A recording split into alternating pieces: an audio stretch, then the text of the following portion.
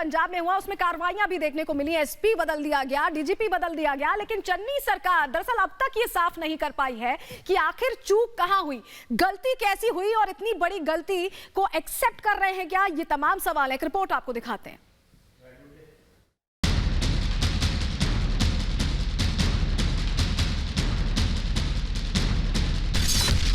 सुरक्षा में सेंध, अधिकारियों पर गाज। पंजाब के डीजीपी हटाए गए।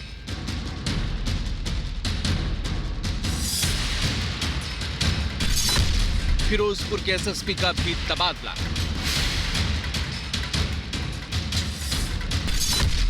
क्या तबादले से होगी भरपाई? पंजाब में पीएम मोदी की सुरक्षा में चूक पर अब तेजी से कार्रवाई हो रही है। चन्नी सरकार ने पहले पंजाब के डीजीपी सिद्धार्थ चट्टोपाध्याय को हटाया और उसके बाद फिरोजपुर के एसएसपी का भी तबादला कर दिया।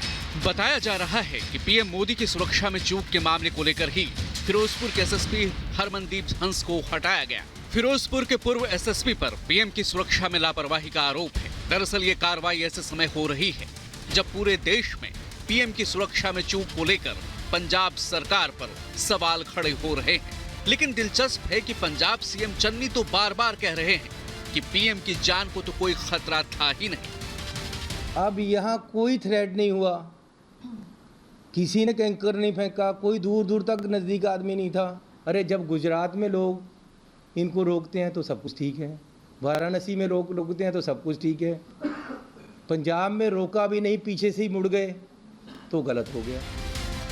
सुना आपने, पंजाब के सीएम चन्नी को तो पीएम की जान पर कोई खतरा दिख नहीं रहा था, उन्हें तो बस सस्ती सियासत ही नजर आ रही थी।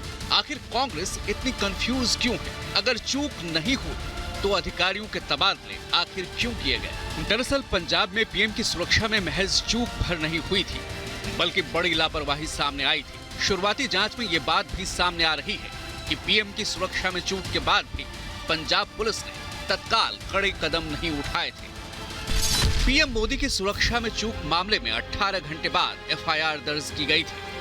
पुलिस ने इस मामले में जो एफआईआर दर्ज की है वो भी सवालों के घेरे में है, क्योंकि पुलिस की ये एफआईआर अज्ञात लोगों के खिलाफ है। ये एफआईआर 6 जनवरी सुबह 7:40 पर दर्ज की गई, जबकि प्रदर्शनकारियों के समूह ने 5 जनवरी को दोपहर 1:05 पर सड़क जाम किया था। इतना ही नहीं, पंजाब पुलिस की एफआईआर में बेहद कमजोर धाराओं का इस्तेमाल किया गया है।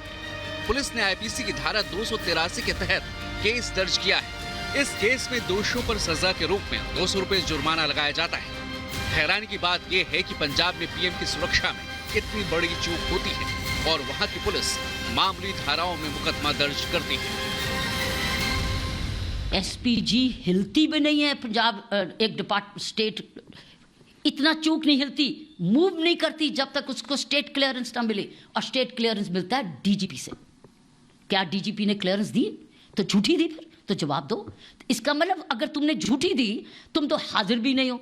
अगर आपने क्लियरेंस दे दी वो लॉग होनी चाहिए, तो झूठी है तो इसका मतलब और जवाब दे। इसका मतलब आप साबित है कि आप फंसो, आप हमारे पास प्लान है उड़ो और बम बजो। ये नहीं, ये नहीं, एसपीजी नहीं हिलती बिना स्टेट पुलिस की क्लियरेंस के। बीजेपी ने चन्नी सरकार से पीएम की सुरक्षा में चूक पर जवाब मांगा है। 20 किलोमीटर पाकिस्तान के बॉर्डर के पास ले गए प्रधानमंत्री को। इतना बड़ा षड्यंत्र कि जहां पाकिस्तान की तोपें गड़ी हुई हैं उनकी रेंज में ले जाकर देश के प्रधानमंत्री को एक पुल पर स्टक किया। चन्नी साहब, इससे आप अपनी ड्यूटी से भाग नहीं सकते।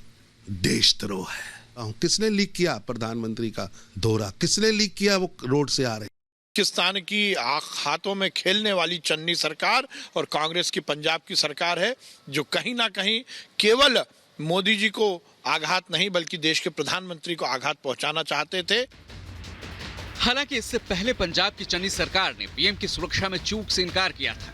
कांग्रेस के कई नेता भी पीएम की सुरक्षा में चूक को राजनीतिक षड्यंत्र बताते आ रहे हैं।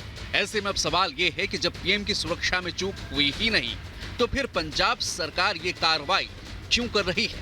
बहरहाल पीएम की सुरक्षा में चूक पर पंजाब सरकार चाहे जो भी दलीलें दे, गृह मंत्रालय एक्शन मोड में है। माना जा रहा है कि जांच कमेटी की रिपोर्ट आने के बाद दूध का दूध और पानी का पानी हो जाएगा। Bureau report, Republic Bharat. और हमारे साथ हमारे सहयोगी अनुराग सीधे फिरोजपुर से जुड़ रहे हैं, उनका रुख कर लेते हैं। अनुराग, समझ ये नहीं आ रहा कि चन्नी एक तरफ तबादले भी कर रहे हैं, एसपी को हटा रहे हैं, डीजीपी को हटा रहे हैं, उसके बाद जानकारी प्रियंका गांधी को भी दे रहे हैं। कांग्रेस क्या कंफ्यूज है? क्या वो अपना वर्जन सही से रख नहीं पा रही है माने?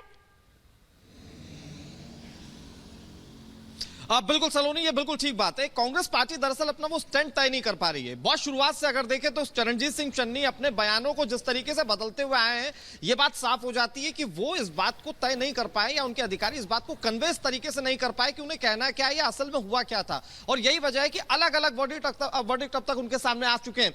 लेकिन अभी जो बातें कही जा रही है, जिस तरीके से कार्रवाई की गई है, देखिए एसएसपी के ऊपर जो कार्रवाई की गई है सिर्फ उनका ट्रांसफर किया गया है। इससे यह बात भी साफ हो जाती है कि चरणजीत सरकार जो है वो कार्रवाई नहीं करना चाहती, वो सिर्फ एक मुखौटे के तौर पर यह बताना चाहती है कि पंजाब सरकार इस मामले में हाथ पर हाथ धरे बैठी नहीं है।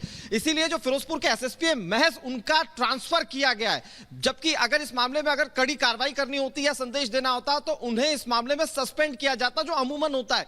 लेकिन वो भी एक बड़ा मैसेज पंजाब सरकार नहीं दे पाई। इसके अलावा अगर डीजीपी की बात की जाए, डीजीपी को जो हटाया गया उससे पहले यूपीएससी का जो पैनल था इस पूरे मामले से पहले उनका नाम जो था वो इस मामले से हटा चुका था, यानी कि किसी और डीजीपी की नियुक्ति के लिए कह चुका था।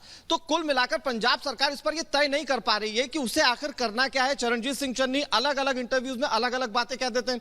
हर बार जो बातें होती हैं वो भाषाई मर्यादाओं को तोड़ते हुए होती हैं, और इसीलिए पंजाब सरकार को यह चाहिए कि इस पूरे मामले में कम से कम वो एक बार अपने अधिकारियों से बात करें, वो समझे कि इस पूरे फ्लाईओवर पर हुआ क्या था। दरअसल मैं कहूंगा तस्वीरें बार बार दिखाइए, यही वो फ्लाईओवर है जो पूरा घटनाक्रम जहां से सामने आया था, और इसी फ्लाईओवर पर जो घटनाक्रम घटा था अब सवालों में पंजाब सरकार है। लेकिन सवाल वही है कि आखिर पंजाब सरकार इस पर अपनी जवाबदेही तय क्यों नहीं कर पा रही है, और जवाबदेही तय किसके लिए होती है? प्रियंका गांधी वाड्रा के लिए। जवाब दिए किसको जाते? प्रियंका गांधी को। इसीलिए सवाल यह खड़ा होता है कि क्या जो पूरा गांधी परिवार है वो पंजाब की पूरी सियासत को चला रहा है?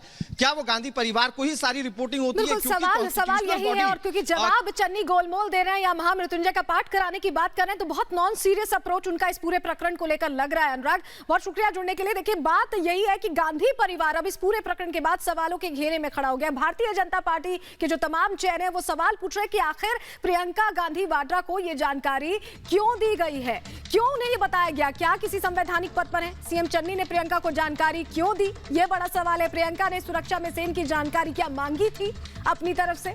सेंध के 96 घंटे बाद भी गांधी परिवार चुप क्यों है? अब तक उनका कोई वर्जन क्यों नहीं सामने आया? यह भी एक महत्वपूर्ण सवाल हो जाता है जब चन्नी ये कह रहे हैं कि प्रियंका गांधी ने जानकारी मांगी थी। सीएम चन्नी बार बार आखिर बयान क्यों बदल रहे हैं? चन्नी को क्या आला कमान से आदेश मिल रहा है और उसके हिसाब से बयान बदले जा रहे हैं? ये तमाम वो सवाल हैं जो कि गांधी परिवार को भी सवालों के घेरे में खड़े करते